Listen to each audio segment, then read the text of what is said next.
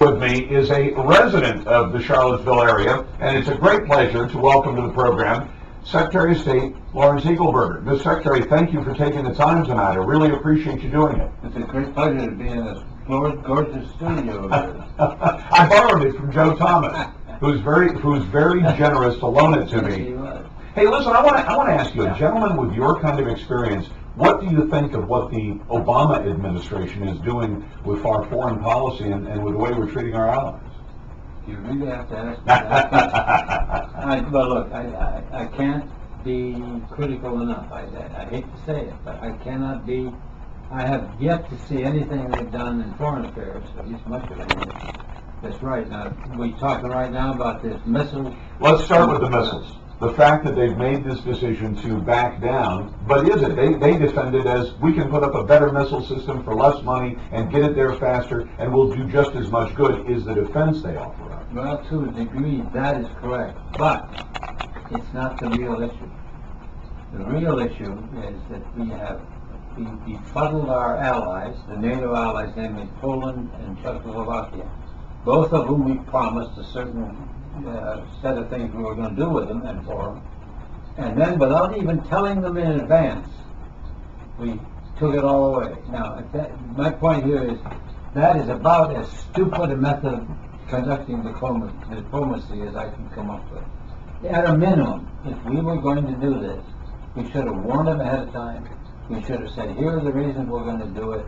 I'll sit down with you and explain why and go through it all, and then maybe we can agree to take it out. But you don't do it this way. We have taken the Poles and the Czechs, both of whom used to look upon the United States as their liberators and as the model that they wanted to follow. And now you can see it in the newspaper. We have been betrayed, one of them said. Another one said, we've been sold out to the Russians. And they did this, by the way, and I'm sure you heard this already, on the 70th anniversary of the Soviet invasion of Poland. So it was historically significant, and please, Mr. Secretary, emphasize the average person might not know all of these dates, but this was done with the help of the State Department. So the State Department would have said, Mr. President, do you want to do this on the 70th anniversary? Yeah, number one, the State Department would have said that. I think, at least when I was working there, maybe now they were afraid to. I don't know. I don't think so. But the fact of the matter is there were any number of people that had to be engaged in this at one place or another who knew about it. But again, my point is, I suspect that it never entered the people's heads that this is something you ought to talk to them about before you pull the rug out from under them. These are two countries that have been models of democracy since they got out from under the Soviets. And here we are, they look upon us, as I said, as their liberators, and we have betrayed them. And it can only be called betrayal. And this is a president who sold himself on the basis that he, better than the cowboy George Bush, could go around the world and bring our allies on board with us and convince them to work with us in ways that he accused George Bush of being unable to work with. He said that anyway. Yeah. But I have to tell you, to me, and this is just one of the patterns, he's an amateur in almost everything he does. It's amateur hour every time he sets out to do something. At least in the foreign affairs field. That's my impression. And there's just no question in my mind that he had to give the order to do it. Whether it was discussed with anybody else before he gave the order to do it, I don't know. But even any president I can think of that I used to know or know of would have known you at least. I have to really at least tell the guy you're about to do in, but I had to interrupt myself because I remember one other president who didn't. Who did? Jimmy Carter, who pulled the rug right out from under the Germans, and Helmut Schmidt, who was the chancellor. On the neutron bomb. On the neutron bomb, we had to talk to the Germans for at least a year to convince them that they should accept the neutron bomb. And what happened a year after? And then we never got it in. No. We get them all talked up to taking it.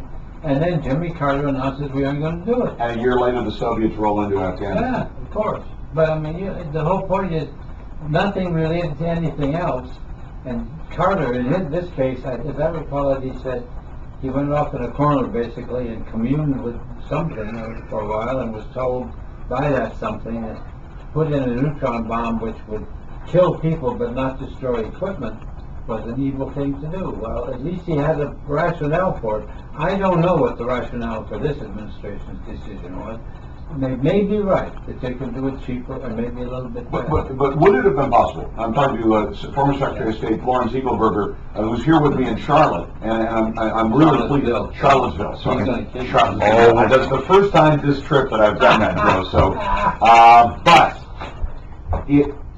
he could have sat down with these folks in private and said, what's the best way to put a public face on this, because we're going to do this, but let's make it look good. And beyond that, I can explain to you, hopefully, why we want to do it and why it makes sense and why it will not in any way be embarrassing to you. This way, it's nothing but embarrassing. Shouldn't Secretary Clinton have warned him of that? Yes, I'm afraid. Do you think she did? She may well have. And he rejected the advice? Or has she just been so marginalized by this president and sent off to minor tasks? You've asked some very good questions. First of all, I need to say, I have a good bit of admiration for her.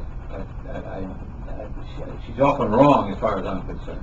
But that's not the case. She's thoughtful, she's tough, and oh, do you need to be tough in that job.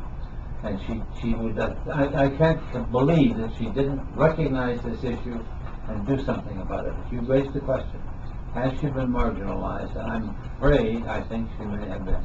For political reasons? Oh, absolutely. No other reason to do it? Absolutely no. Well, I mean, look, you can marginalize Joe Biden because he routinely opens his mouth and says foolish things. But with her, is there any other reason in politics to have pushed her off to the side? I can't think of any. No, I can't.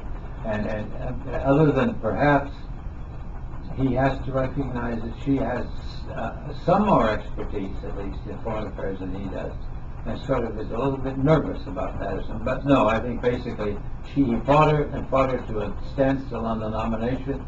And now he's going to pay her back. Mr. Secretary.